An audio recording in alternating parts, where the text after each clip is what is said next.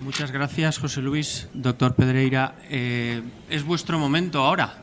Es el momento de todos y cada uno de vosotros que estáis ahí sentados, docentes, psicólogos, compañeros sanitarios o no sanitarios. Tenemos poco tiempo, pero yo creo que vale la pena, si tenéis algo que decir, es el momento de comentarlo, bien preguntas o bien opiniones. Somos todo oídos.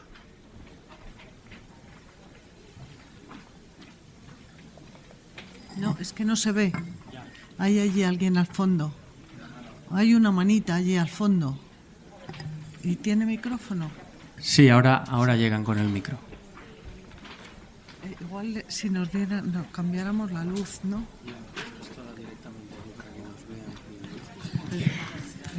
Hola. Hola, yo soy Carmen. Vengo con mis compañeras y compañeros de Asexórate, que somos una asociación por los derechos sexuales y reproductivos aquí en Castilla-La Mancha. Y bueno, a nosotros nos llegan bastantes cuestiones porque tenemos varios proyectos asociados a la sexualidad y a la educación sexual y nos están llegando cada vez más. ¿Tengo que hablar más fuerte? Esto es... Bueno, y cada vez nos están llegando más casos de asesoramiento en cuestiones de la identidad de género. Vale, entonces yo tenía como varias preguntas, pero quería hacer dos en este contexto. El primero, respecto a los objetivos en despatologizar las cuestiones de la identidad y del tránsito. Eso, de cara a las cuestiones políticas, económicas, es decir, si se despatologiza y no está, ¿cómo se va a asignar recursos, cómo se van a asignar partidas presupuestarias que cubran desde la institución sanitaria los procesos de ese tránsito, ¿no? Hormonación, cirugía, un poco ahí en ese pequeño conflicto del momento que sacas de la cartera de servicios la historia, donde se colocaría para que se pueda de hecho cubrir. Y por otro lado, me gustaría preguntar en cuanto al protocolo que estáis desarrollando, en el que, por cierto, hola, queremos estar en la medida que podamos. Un lado, ¿cuáles son las ideas que podéis un poco resumir? Igual, así muy por encima, ¿no? Ideas claves que os parezcan interesantes compartir con el foro. Y por otro lado, también quería preguntar cuáles son las líneas estratégicas que desde la institución, por ejemplo, el Instituto de la Mujer, que está bastante ahora vinculado a esta causa, para apoyar ese avance o esos cambios que se van a dar en el terreno sanitario. Líneas estratégicas en otros aspectos o otras esferas vinculadas a esto. Muchas gracias. Muchas gracias por su pregunta, ¿no? Y sobre todo por el compromiso que representa y por la inquietud que demuestra. ¿Por qué puede estar contemplado sin tocar nada de la ley actual dentro, o sea, los tratamientos dentro de la asistencia? Bueno, primero, porque que yo sepa, la ley es Ley General de Sanidad y la sanidad no aborda solamente las cuestiones de trastornos o enfermedades o condiciones establecidas, ¿verdad? Tenemos el caso de las vacunas en los niños, ¿verdad? Entonces son también acciones preventivas que tienen que ver con el evitar procesos que puedan evolucionar a situaciones de dificultad o condiciones que afecten a la integridad de la persona. Y esto tiene que estar así, todo lo que hay, en aplicación de la ley. Ahora bien, cada una de las comunidades, en sus leyes propias de desarrollo de su sistema autonómico, podrá incluir aquellas prestaciones que crea y piense pertinentes, como es el caso de la Comunidad de Madrid, ¿vale? Como es el caso de la Comunidad de Madrid. Segundo, va a estar al hilo de cómo se hagan las cosas, es decir, si la atención primaria asume la recepción, el proceso de evaluación y el de orientación, entrará mucho más fácilmente que si tienen que estar a través de unidades específicas. ¿Por qué?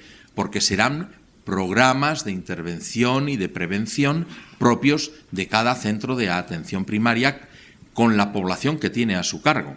y además se van a acercar muy bien a cuantificar y a poder evaluar epidemiológicamente cuánto es el nivel para poderlo hacer y para hacer el seguimiento.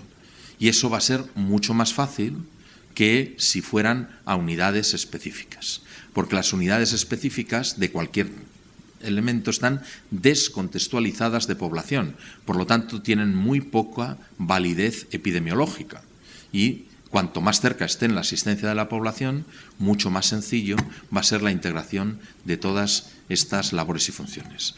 Entonces, el sistema sanitario español, el Sistema Nacional de Salud, que es como se llama, Sistema Nacional de Salud, no incluye solamente la atención a la enfermedad, sino que incluye la atención, estudio y abordaje de lo que se llaman los determinantes de salud, en los cuales están incluidos una serie de elementos que no son exclusivamente los biológicos, que tienen un impacto del 15-20%, ni los del sistema propio sanitario, que lo tienen en torno al 10%, y entonces hasta el 100% están de los hábitos de vida y de los estilos de vida. Y por lo tanto, si son determinantes de salud, tienen que estar incluidos en la percepción y en la asistencia que se deben dar.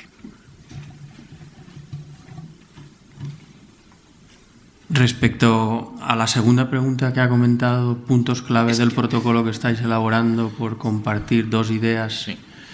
El que estamos empezando es hacer el pathway, es decir, la vía desde que llega la asistencia hasta que se da una respuesta, ¿no? Y entonces estamos graduando cuál es la vía de ese paso, más cuando empiezan el tratamiento, tanto Diego como Julio, y entonces los controles que tienen que hacer. Y entonces desde ahí es estandarizar un poco cuáles son los pasos, que lógicamente nosotros lo hacemos porque llevamos tiempo trabajando y nos ha salido casi automáticamente, ¿no? Otra cosa es ahora cuando tengamos que empezar a estudiar los casos en concreto y meterlos como casuística en vez como metodología.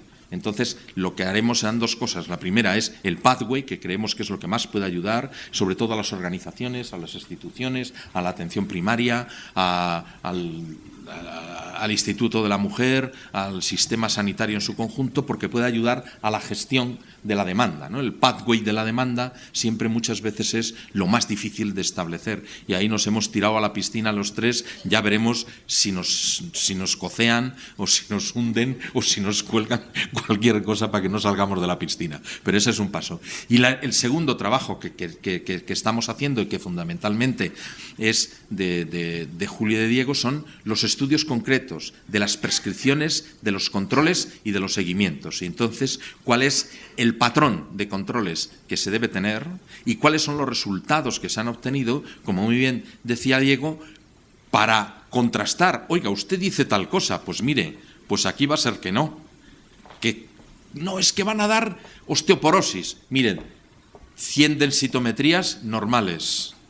Ahora dígame usted dónde está la osteoporosis, ¿verdad? O sea, dar elementos ya no del contenido que ellos piensan de lo que llaman la ideología LGTB, en plan de descalificar, pues en vez de hacer eso, es darles con sus propios datos, con los datos que tenemos de población real, de población real. Y la última parte sería el del acompañamiento a la posible contención. Y esa, pues ya nos mojaremos aquí Isidro y yo, si le consigo coger algún día, ¿eh? Entonces, si le consigo coger, haremos el del acompañamiento a la contención. Más preguntas, más comentarios, incluso también de la mesa, del resto de los ponentes.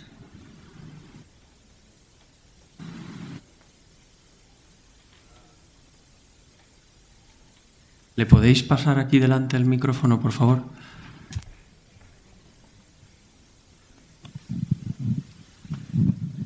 Buenos días.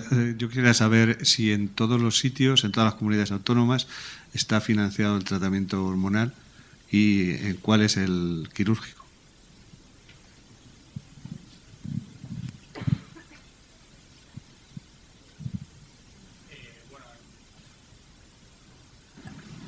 En la Comunidad de Madrid sí está financiado y en el resto pues lo desconozco, la verdad.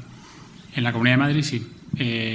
Lo único que ha habido que buscar la manera de ver cómo lo hacíamos, porque el Decapeptyl es una medicación que no, en su ficha técnica no incluye la transexualidad. Entonces, nosotros lo habíamos pedido a través, pues bueno, como las medicaciones que firma inspección de farmacia. Entonces, bueno, al principio pues dependía un poco de la buena voluntad del inspector, pero sí que es verdad que cuando un inspector firmaba un Decapeptyl, pues se estaba saltando un poco algún paso. Entonces, la manera de pedir el Decapeptyl en el momento actual es pedirlo a través de uso compasivo hospitalario.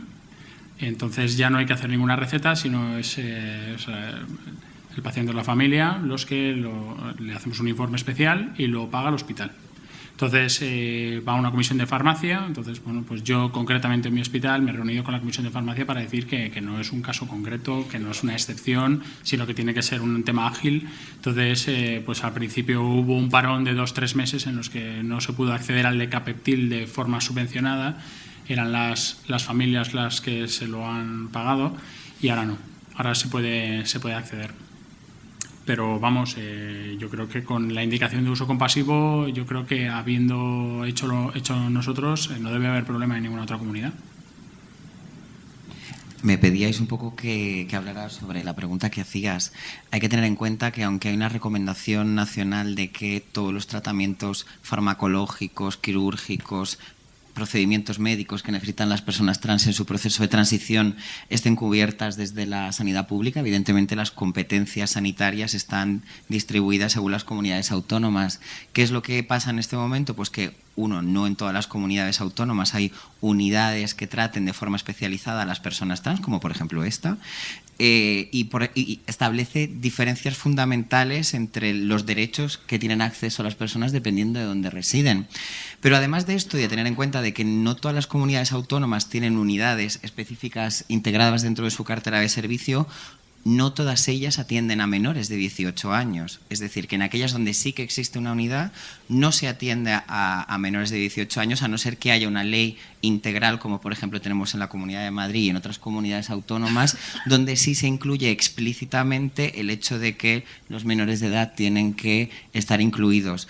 Respecto a qué es lo que cubren, pues dependiendo evidentemente de la comunidad autónoma, pero lo más común son los tratamientos hormonales, las cirugías de masculinización o feminización del tórax, lo que puede tener que ver con cuerdas vocales, afeitado de traqueal, etcétera, etcétera, o cirugías genitales. Pero esto teniendo en cuenta que no en todas las comunidades autónomas hay unidades o tratamientos especializados y que en aquellas en las que las haya, los menores en la mayoría de los casos no están incluidos. Por eso yo creo que la información de Diego se complementa un poco con la que yo os puedo dar. Perdón, es que es una cuestión de educación. Soy Andrés Barrio, soy el jefe de inspección de aquí de Cuenca.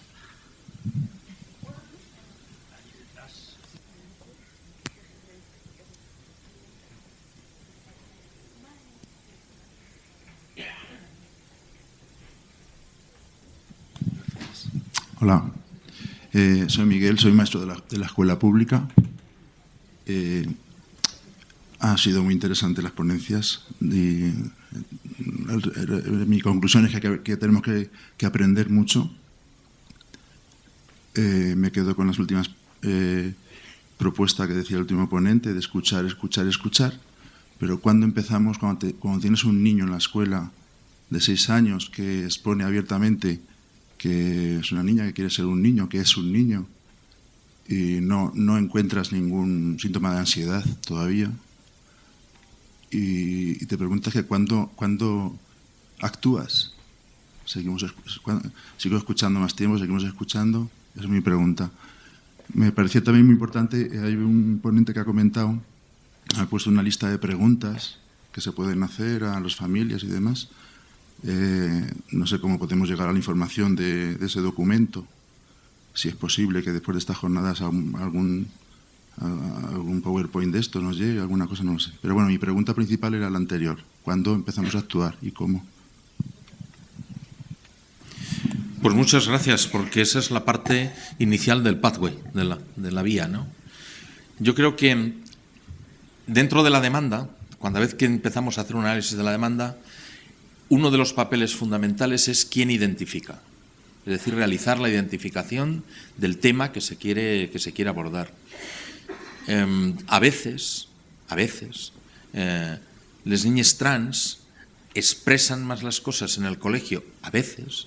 Entonces, se supone que la comunidad educativa, cuando detecta, pues una parte de la comunidad educativa, profesores, profesoras, pueden decírselo a las figuras parentales y empezar entonces la entrada para ver si eso es cierto, no es cierto, en qué grado se va a seguir, cómo se va a seguir y cómo se va a hacer, y que se pueda trabajar con la comunidad educativa los aspectos que se van descubriendo. Y digo descubriendo porque no hay nada preestablecido, se va a ir paulatinamente descubriendo todos, la familia, el colegio, el propio niño y los profesionales que lo están abordando. Eso es a lo que me refiero de escuchar, que no haya nada predeterminado. Un niño dice, yo quiero ser niña, pues, oiga papás, que miren, que dice que quiere ser niña, ¿también lo dice en casa? ¿Cómo lo ven ustedes? ¿Qué es lo que está ocurriendo? Miren, una de las cosas peores que puede haber son esas cosas de, uy, que quiere ser niña, esos que todos son mujeres en casa y le quieren ganar, lo que tiene que hacer el padre es llevarla al fútbol. Bueno, esto es una ridiculez como otra cualquiera, ¿no? O sea, no, esto no es así. Entonces, habrá que escuchar qué está ocurriendo en esa casa, si también está con juguetes que son de niña, si resulta que se disfraza y quiere ser niña, que elige entre las cosas de mamá y las cosas de papá las cosas de mamá, que se habla en femenino cuando se refiere a sí misma, etcétera, etcétera, etcétera. Si eso es así, ¿cómo abordarlo en el colegio? ¿Cuáles son los pasos a dar para escuchar? No le vamos a poner bloqueadores a los 6 años, que no se preocupe nadie va a hacer eso, pero tampoco le va a hacer ningún proceso psicoterapéutico. Lo que hay que hacer es acompañarle, es que tenga su referencia, que tenga su profesional, su pediatra, que probablemente va a dar la continuidad de cuidados de una manera más normalizada y con mucha más consistencia, y eliminando cualquier otro tipo de señalización o patología, y que al mismo tiempo pueda trabajar dentro de su trabajo comunitario con la institución escolar si es requerido para tal situación, o pueden ver que pueden hacer una señalización y un trabajo en conjunto con la familia, con la institución escolar y con los profesionales.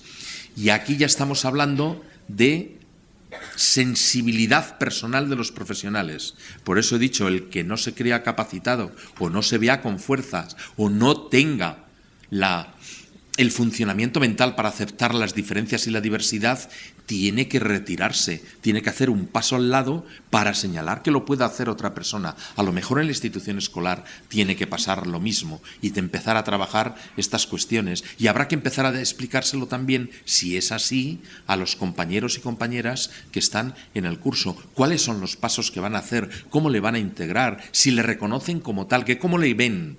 Porque luego hay muchos niños que quieren ser niñas que no quieren ni oír hablar ni del fútbol, ni del juego de chicos, ni del pico zorrozaina. Es decir, se meten a trabajar, a jugar con las niñas, a los juegos de niñas, se encuentran perfectamente a gusto, van cogiendo cada vez más un amaneramiento gestual y de tono que luego puede ser objeto de risa y de chanza con sus compañeros, y por lo tanto eso hay que abordarlo para evitar en todo caso situaciones de marginalidad, situaciones de agresión y situaciones de lo que es peor, del acoso, que se convierta en un, como decía Epstein, ¿verdad?, en un silencio epidémico. Y entonces todos lo saben y nadie dice. Y entonces eso es sepultar a un niño a esas edades. Un segundo.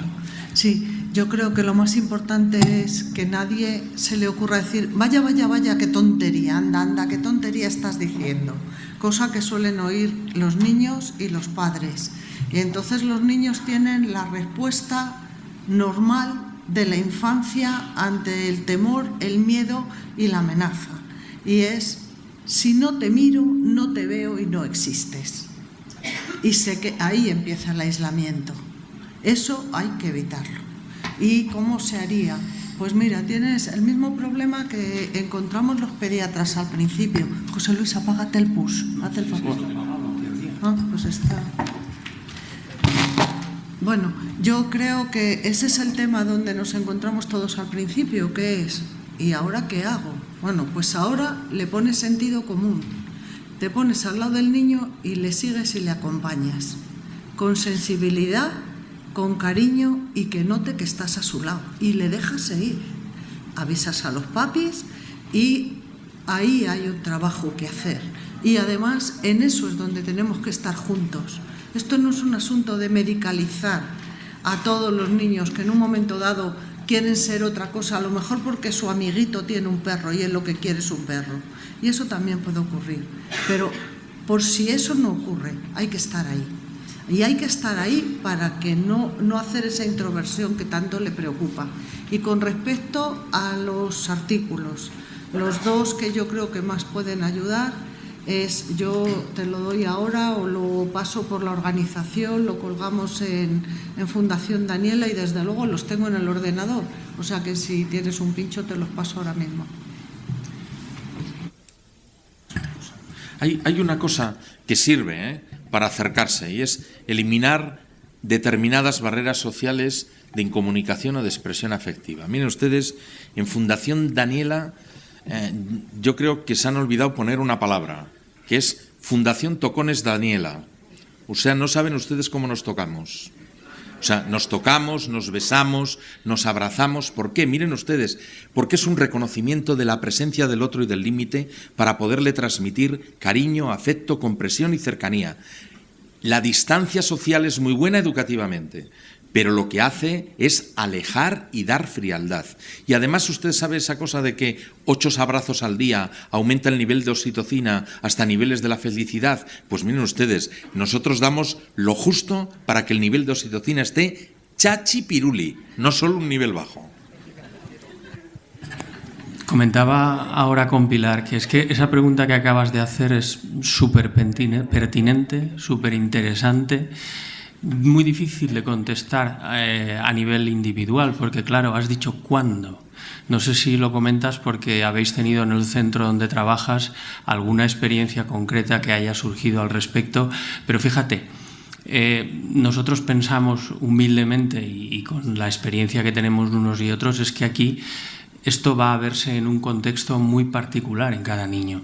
Irán apareciendo detalles antes o después, antes de que probablemente diga yo no estoy conforme con mi cuerpo y quiero ser niña, ¿no? Y todos esos detalles hay que tener el conocimiento, la sensibilidad suficientes y la capacidad de escucha y de acompañamiento para que no pase desapercibido y entonces lo hagamos rematadamente mal, ¿no?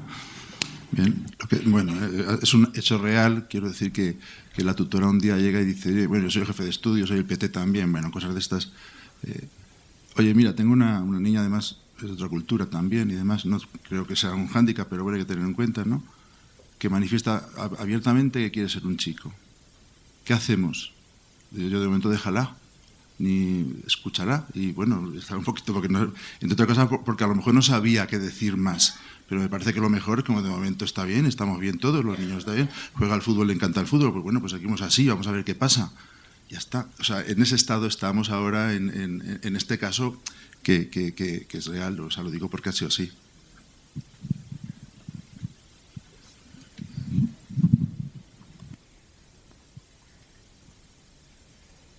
Si no hay discrepancias, dicen por aquí.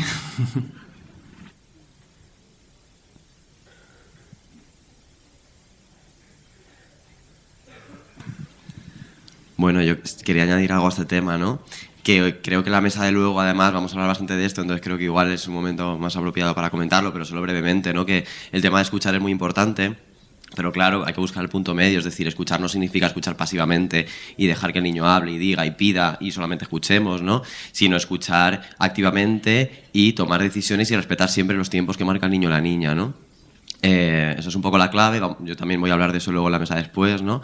Pero sí que me parece importante como decir eso, ¿no? Que los tiempos los tiene que marcar el niño o la niña y que ni podemos quedarnos escuchando eternamente cuando nos está diciendo que es un niño porque no le vemos mal. Bueno, no le vemos mal porque tiene amigos, porque tal, bueno, pues igual también tiene derecho a empezar a vivir como niño, a que se le hable en masculino, a usar su nombre de chico, es decir, que hay que respetar qué es lo que nos está pidiendo el niño en todo momento, ¿no? Esto es complicado si la familia no apoya, es decir, que estamos hablando del entorno ideal en el que todo el mundo apoya y quiere respetar y acompañar, ¿no?